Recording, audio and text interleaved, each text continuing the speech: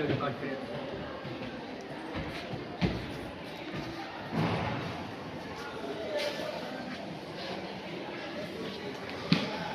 माझे नाव आहे अनुज सुनील गुरव. माझे नाव शिवम रमेश. माझे नाव आरुषी संदीप बंदी. माझे नाव स्वरा संभाजी. माझे नाव स्वरा इसा. आमच्या शाळेचे नाव केदारी रेडेकर पब्लिक स्कूल. आपण दररोज शाळेला येताना पाहतो की घराच्या शेजारी, दुकानाच्या बाजूला, हॉस्पिटलच्या शेजारी सगळीकडे कचरा पडलेला असतो.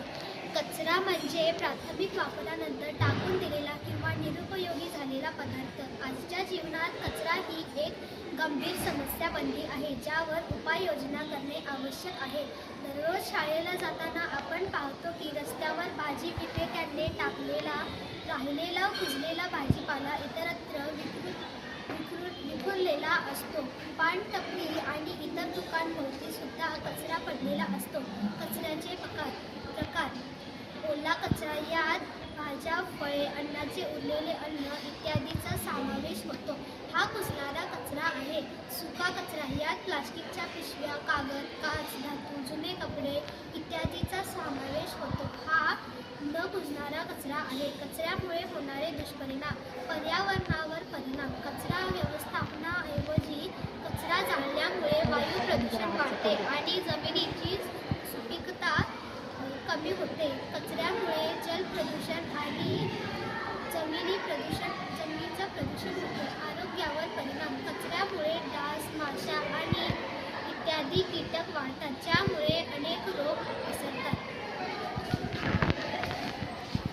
उपाय आणि आवाहन: प्रत्येक नागरिकाने कचरा व्यवस्थापनाची जबाबदारी घेणे आवश्यक आहे. कचरा योग्य ठिकाणी टाका आणि ओला व सुका कचरा वेगळा करा. आपला परिसर स्वच्छ ठेवल्याने आरोग्य सुधारतो आणि पर्यावरणाचे संरक्षण होते. त्यासाठी नगरपालिका, महानगरपालिका, ग्रामपंचायत आपल्याला ओला व सुका कचरा टाकण्याची बिनची व्यवस्था पुरवते, परंतु ते कचरा भरून ओसांडून वाहत असतात, पण त्याच्याकडे कोणाचेच लक्ष नसते. त्यासाठी आता स्मार्ट बिनची निर्मिती करण्यात आली आहे. तर स्मार्ट बिनमध्ये अतिशय कमी खर्चात सेन्सर बसवण्यात आले आहेत.